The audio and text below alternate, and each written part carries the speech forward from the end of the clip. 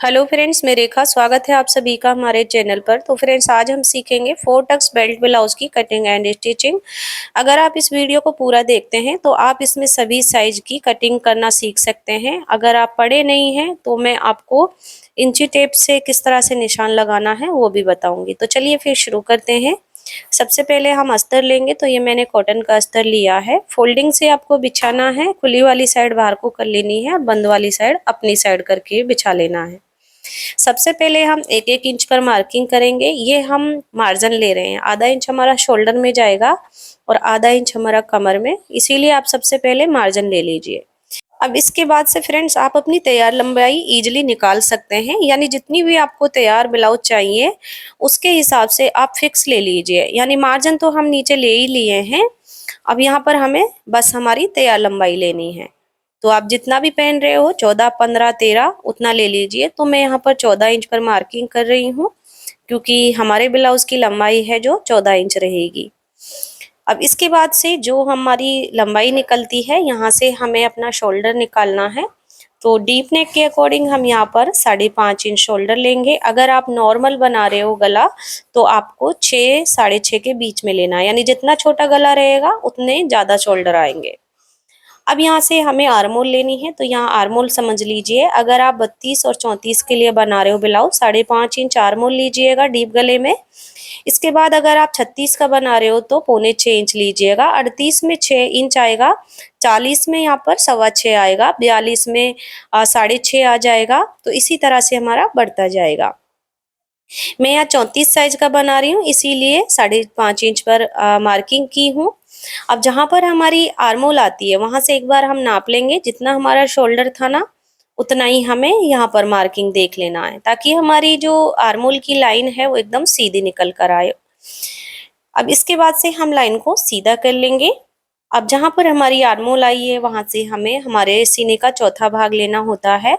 तो यहाँ पर आपकी जो भी साइज है, यानी फिटिंग वाली साइज जो भी है ना, उसका चौथा भाग कर लेना है। अगर आपकी 32 है तो 8 इंच आएगा, 36 में 9 इंच आएगा, 38 में 9.5 आएगा। यानी आप अपनी साइज का चौथा भाग कर लें। अब यहाँ पर जो इंची टेप को नहीं समझते हैं उनको क्या करना है, जो भी आपकी साइज है, जिस नंबर पर भी आपकी साइज है, 34, 36, 38, 40, वहां से आपको इंची टेप को डबल फोल्ड करना है इस टाइप से। ठीक है। इसके बाद से हम एक फोल्ड और कर देंगे इंची टेप को वहीं पर। तो ये हो जाते हैं हमारे चार भाग हो जाता है ये हमारा। तो यहाँ पर हमारा इजिली 4 भाग होते हैं, तो हमारा चौथा हिस्सा भी बन जाता है। अब हमें इस तरह से बंद वाली साइड से रखना है यहाँ से, और जहां पर भी इंची टेप की दूरी आ रही है वहां पर मार्किंग कर लेंगे। तो मैंने ना 36 से फोल्ड किया है। 36 का हमारा 9 इंच आता है। तो हमारा परफेक्ट यहाँ पर 9 इंच ही निकला है। ये देखिए, जहां पर मार्किंग की थी ना वहीं पर यहाँ पर था। अब इसके बाद से फ्रेंड्स, मुझे चाहिए 34 का। तो 34 का हम लेंगे 8.5 इंच। आप 34 को भी 4 फोल्ड कर सकते हो। यानी जिस साइज का भी आपका है ब्लाउज उसे आप 4 फोल्ड कर लीजिए। इजिली आपका चौथा भाग निकल जाता है। तो अब हम यहाँ पर ना लाइन को बढ़ा देंगे आगे की साइड, जहां पर हमारा 8.5 आया है। और इसके बाद 2 इंच हम मार्जिन ले लेंगे। जब भी हमारा चौथा भाग निकले ना, उसके बाद से हमें 2 इंच या 1.5 इंच मार्जिन प्लस कर लेना है। फ्रेंड्स देखिए, मैं यहाँ पर 34 साइज का चौथा भाग 8.5 इंच ली हूँ। आपकी जो साइज है आपको वो लेना है। अब हम सेम ही कमर का लेंगे। कमर का हमें चौथा भाग लेना है। तो 30 कमर है, 30 का 7.5 इंच ली हूँ मैं। कमर में हमें 1 इंच ना टक्स के लिए लेना होता है। जैसे कि अभी हम 1 इंच पर मार्किंग किए हैं। इसके बाद से हमें 2 इंच पर निशान ले लेना है दूसरा, जो कि मार्जिन रहेगा। अब हमें सीने के और कमर के निशानों को ना एक दूसरे के साथ मिला देना है इस तरह से। तो ये हमारा कंप्लीट हो गया है सीना और कमर के निशान। अब हमें आर्मोल में घेराई करनी है। तो आर्मोल में घेराई के लिए आपको कोने से ना 1.25 इंच दूरी से मार्किंग करनी है। इस तरह से आप 1.25 इंच ही लीजिएगा। आर्मोल में बिल्कुल भी झोल नहीं आएगा।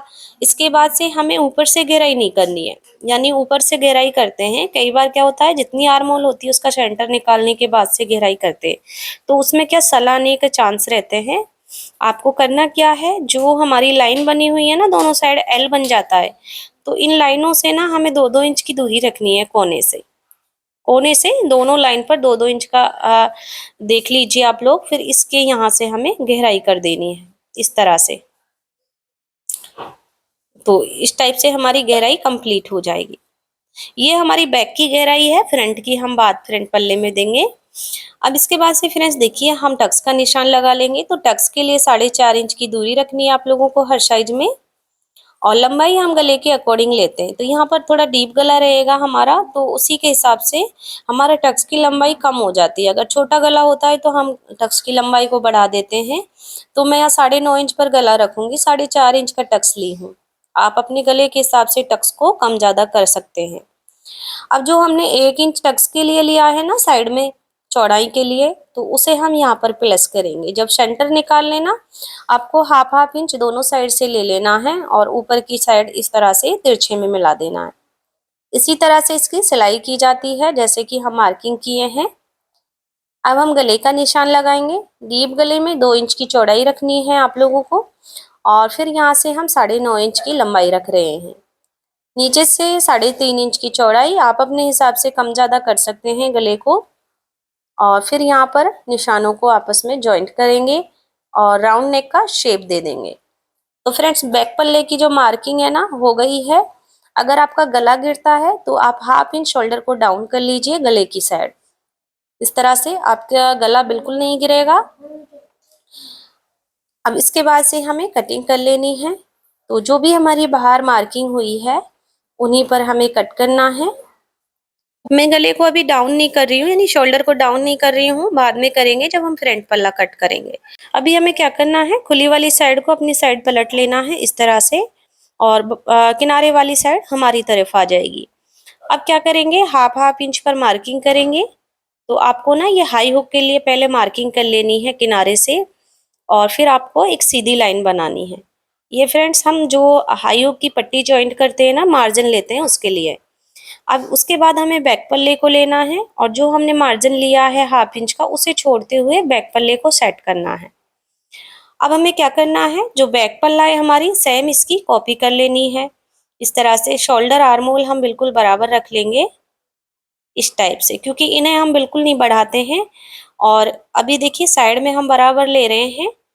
अब फ्रेंड्स देखिए जो साइड है ना, आप चाहें तो बढ़ा सकते हैं, आप चाहें तो इसे ऐसे ही रख सकते हो, यानी जिधर फिटिंग आएगी। अगर बढ़ा रहे हो तो आपकी फिटिंग अच्छी आएगी, आपके पल्ले हैं जो छोटे बड़े नहीं पड़ेंगे इस बाद में, जैसे कि बैक पल्ला बड़ा रह जाता है और फ्रंट कम पड़ता है, क्योंकि इसमें टक्स आते हैं ना उसकी वजह से कम पड़ता है। और लंबाई में हमें फ्रंट पल्ले को 2 इंच बढ़ाकर लेना होता है। अगर हम बेल्ट वाला बना रहे हैं, नॉर्मल बना रहे हैं ना, तो उसमें हम 1 इंच लेते हैं, बेल्ट वाले में 2 इंच लेना होता है।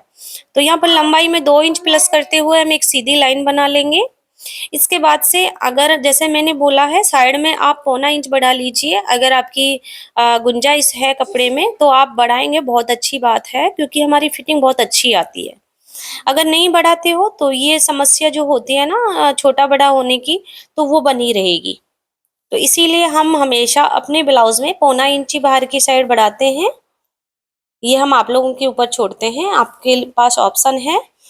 मैंने 0.25 इंच बढ़ाते हुए ना मार्किंग कर ली है। इसके बाद हम जो आर्मोल है हमारी फ्रंट की उसमें शेप देंगे। तो हमें कोने से हाफ इंच पर मार्किंग करनी है। हाफ इंच दूरी से निशान ले लेंगे। बैक की हम करते हैं 1.25 इंच से, और फ्रंट की करते हैं हम हाफ इंच से। पहले तो हमारा जो फिटिंग का निशान था ना, जैसे कि हमारा फिटिंग का निशान बैक पर आया था, जितना भी है निकल कर 8.5 इंच उतने पर मार्किंग करेंगे, क्योंकि फ्रंट पल्ले की जो गहराई है हमारे फिटिंग वाले निशान तक ही होती है। ऊपर की साइड हम शोल्डर तक मिला देंगे। देखिए यहाँ से उठाकर फिटिंग तक मिलाना है, इससे आगे नहीं ले जाएंगे। और यहाँ पर हमें ऊपर की साइड लाइन से अंदर की ओर लेते हुए निशान को ऊपर शोल्डर से मिला देंगे। तो इस प्रकार हमारी फ्रंट पल्ले की गहराई होनी चाहिए। अब इसके बाद फ्रेंड्स हम बेल्ट को अलग करेंगे। तो शोल्डर से आपको 13.5 इंच पर मार्किंग करनी है। फिक्स आपको 13.5 इंच लेना है, बिल्कुल भी कम ज्यादा नहीं करना है।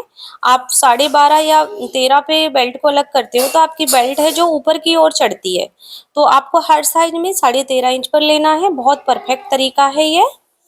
अब इसके बाद हम बेल्ट में शेप देंगे। गले वाली साइड से हमें 1 इंच ऊपर मार्किंग करनी है, और बाहर वाली साइड हम हाफ इंच ऊपर मार्किंग करेंगे। यानी लाइन से हम गले वाली साइड 1 इंच और बाहर वाली साइड हाफ इंच। अब हम बेल्ट में शेप देने के लिए 3.5 इंच की दूरी रखेंगे और यहाँ पर बेल्ट को इस तरह से शेप दे देंगे। अब निशान को उठाकर हमें बाहर वाली साइड मिला देना है इस टाइप से। तो ये हमारी बेल्ट है ना जो अलग हो गई है। अब हम टक्स का निशान लगाएंगे फ्रेंड्स। जहाँ पर हमारा जैसे 3.5 इंच दूरी पर बेल्ट डाउन होता है ना, वहीं पर नीचे वाला टक्स आता है।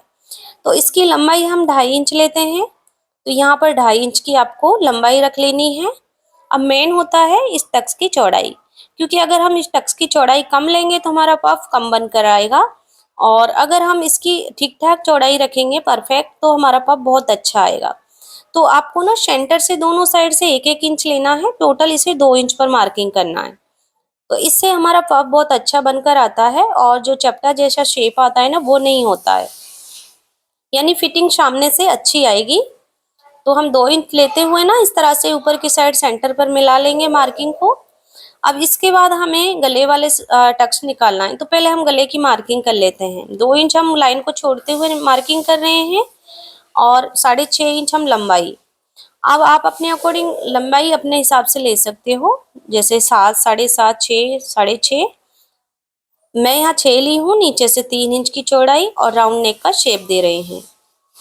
अब हमें गले वाला टक्स निकालने के लिए गले के नीचे और बेल्ट के ऊपर जितना भी मार्जिन बचा है इसका हाफ कर लेना है इस तरह से, और जहाँ भी सेंटर आएगा मार्किंग कर लेनी है। अब यहाँ पर हमारा टक्स आएगा, इसकी चौड़ाई है जो हम 3.25 इंच रखेंगे। 3 इंच भी ले सकते हो कम साइज में। तो यहाँ पर मैं 3.25 इंच की चौड़ाई ली हूँ इसकी, और जो इसकी सिलाई मार्जिन रहेगा ना वो हमारा टोटली हाफ इंच रहेगा। इसको हमें ज़्यादा नहीं लेना है, बस कम रखना है। सिलाई हमारी एक पैर के मार्जिन से आनी चाहिए इसके ऊपर। अब हम बाहर वाला टक्स निकालेंगे तो उसके लिए देखिए हमें ना नीचे वाले टक्स से ना 2.5 इंच की दूरी रखनी है। इस तरह से थोड़ा तिरछा रखेंगे ऊपर की साइड और 2.5 इंच दूरी से पॉइंट ले लेना है। अब बाहर से हमें 2.5 इंच ऊपर ही लेना है यहाँ से, और अब इन दोनों निशानों को मिला लेंगे तो ये हमारा परफेक्ट साइड वाला टक्स निकल जाता है। फ्रेंड्स मैं टक्स को भी आपको प्रॉपर बता रही हूँ। अगर पसंद आ रहा है तो लाइक जरूर से कर दीजिएगा, नए हो तो चैनल को भी सब्सक्राइब कर लीजिएगा। अब यहाँ पर देखिए हमें इसकी चौड़ाई लेनी है 1 इंच। सेंटर से मैं हाफ इंच ली हूँ तो टोटल हमारा 1 इंच होना चाहिए ये वाला टक्स है जो। इसके बाद हम आर्मोल वाली साइड का टक्स निकालेंगे तो इसको भी हल्का सा इस तरीके से शेप में रखना है। आपको 2.25 इंच की दूरी रखनी है। कितनी? 2.25 इंच की। ऊपर से आपको 36 तक की साइज में 5.5 इंच की दूरी देख लेनी है, हैवी साइज में 6 इंच की, और जहां पर भी मार्किंग आ रही है वहां पर टक्स को मिला देंगे। अब इसकी भी चौड़ाई हमारी 1 इंच आती है, यानी ये 2 टक्स होते हैं, एक तो बाहर वाला और एक आर्मोल वाला। तो इन दोनों की चौड़ाई है ना 1 इंच होनी चाहिए हमारी, यानी दोनों बराबर ही आएंगे। अब टक्स आप कम लोगे तो हमारा कम ही पफ बनेगा, ये मैं बार बार बता रही हूँ। टक्स को प्रॉपर लेना है। बाकी तरीका मैंने बता दिया है किस हिसाब से निकालना है। अभी हमारी फ्रंट पल्ले की मार्किंग हो गई है और जो फ्रंट की आर्म होल है ना उसी पर कट करना है, क्योंकि बैक की तो हमारी कट हो चुकी है। अब देखिए फ्रंट पल्ले को कट कर लिया है मैंने। अब यहाँ से गले को भी अलग कर देंगे और जो इसकी बेल्ट है ना उसको भी हमें अलग कर लेना है। यहाँ पर देखिए हाफ इंच हम शोल्डर को डाउन कर देंगे। अब जो बाहर की साइड हाफ इंच पर हम शेप देते हैं बेल्ट के लिए, वो कपड़ा आपको निकाल देना है बीच से, जैसे हम निकाले हैं, ये रखना नहीं है।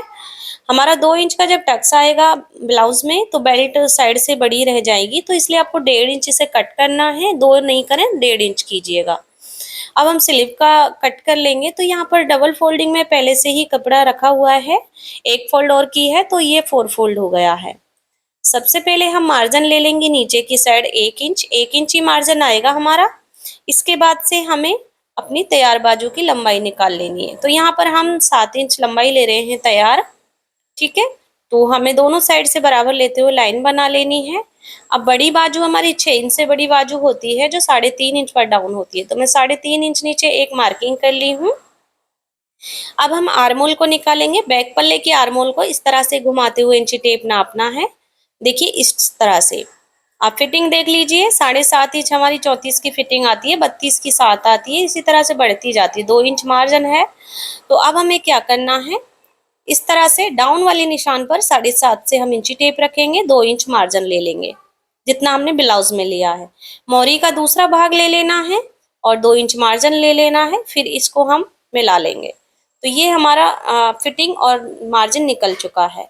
इसके बाद अब शेप देंगे, तो यहाँ पर हमें क्या करना है, 2.5 से 3 इंच छोड़ते हुए बिल्कुल सीधा स्ट्रेट छोड़ेंगे और फिर हमें शेप दे देना है फिटिंग वाले निशान तक। और अब हम क्या करेंगे, यहाँ पर हमें फ्रंट के लिए भी शेप दे देना है 1/2 इंच से। इस तरह से हमारी बाजू की मार्किंग कंप्लीट हो गई है और कटिंग भी कर ली है।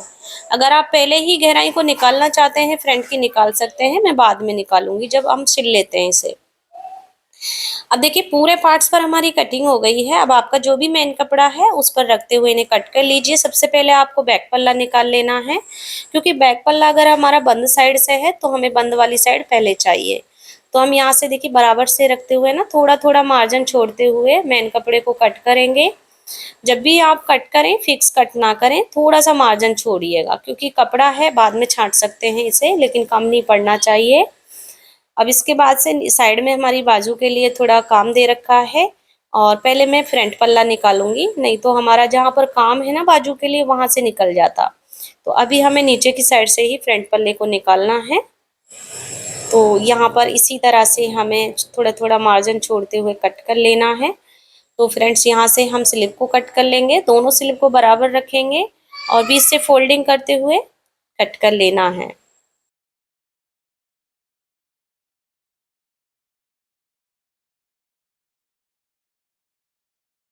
अब ये साइड में कपड़ा बचा है, यहाँ से हम बेल्ट निकाल लिए हैं। तो कंप्लीट हमारी जो कटिंग है हो गई है।